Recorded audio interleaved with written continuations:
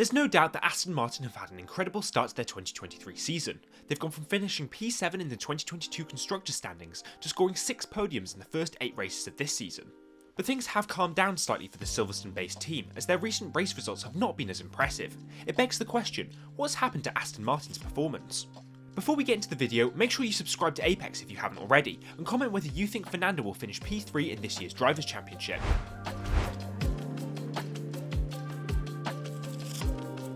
Fernando Alonso has adapted to life in green quickly, which is reflected by his current standing of P3 in the Drivers' Championship. It was clear that the Aston Martin AMR23 had pace, and this great form continued over the following 5 races where he scored another 4 podiums.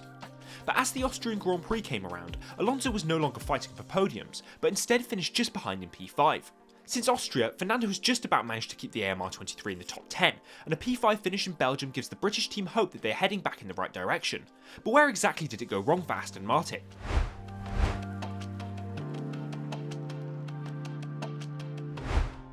One theory suggested by Alonso himself was a possible connection to the change in tyre construction introduced by Pirelli at the British Grand Prix.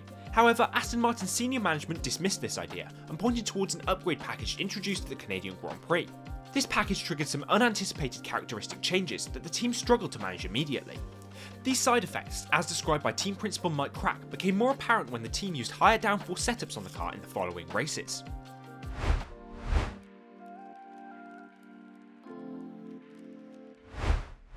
The package introduced new side pods as well as a revised floor and new engine cover to the AMR23. Despite the efforts from the team, these upgrades seemed to upset the delicate balance of the car. Reports suggested that finding the sweet spot in terms of setup became a daunting challenge for both Alonso and Stroll. Aston Martin's performance director Tom McCullough acknowledged that while the real-world performances of these upgrades didn't correlate perfectly with simulation data, the team was still making good progress. He emphasised the complexity of the Formula 1 environment, where multiple factors can influence a car's performance on different tracks. McCullough also highlighted the fact that despite some characteristic differences, the fundamental nature of the car remained intact. The AMR23's strength in the low to medium speed corners, a feature that shone in Monaco, still held strong.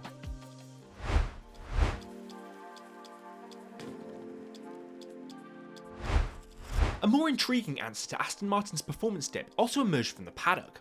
Rumours circulated that Aston Martin's change in form might be connected to a Flexi wing clampdown by the FIA. Reports revealed that the governing body closely scrutinised the construction of front wings to prevent teams from exploiting flexible components for an advantage. It's believed that the FIA's scrutiny prompted changes in several teams' front wing designs, including Aston Martin, potentially impacting their performance characteristics and further confusing their issues with setting up the car correctly.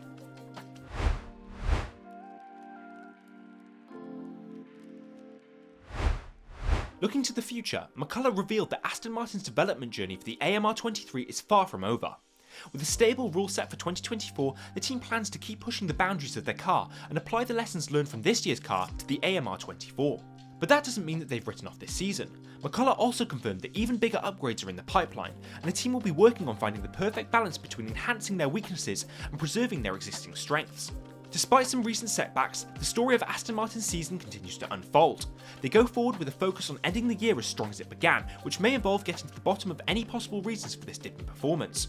We'll have to wait and see what they can do after the summer break in Zandvoort. If you enjoyed this video, make sure to give it a like and don't forget to comment whether you think Fernando Alonso will finish P3 in the Drivers' Championship. And as always, make sure to subscribe to Apex for the latest in the F1 world.